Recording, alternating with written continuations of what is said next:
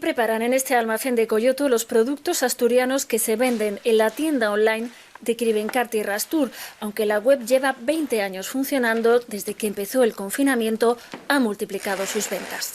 Hemos notado un gran crecimiento en el volumen de pedidos que hemos recibido. Se han multiplicado hasta por 5 respecto a lo habitual en mitad de marzo, principios de abril, como han sido los últimos 30 días. La tienda online está sirviendo como plataforma de venta para 100 pequeños productores locales, todos asturianos. En un mes han despachado 14 toneladas de producto, la mayoría con destino fuera de Asturias. Desde aquí, desde la base de Coyoto de Crivencar, estamos sacando para la zona de Madrid mucho, zona de Valenciana, zona de Cataluña e incluso aquí en Asturias, ¿no? Y los productos más solicitados en estos momentos son las carnes, legumbres, algo de quesos, sidra y sobre todo en esta Semana Santa, pues bueno, nos han metido también muchos dulces. Pese al cierre temporal de los restaurantes Tierras Tour por pandemia, en Crivencar están satisfechos por ir ganando cuota de mercado y posicionarse cada vez mejor para vender fuera sus productos asturianos.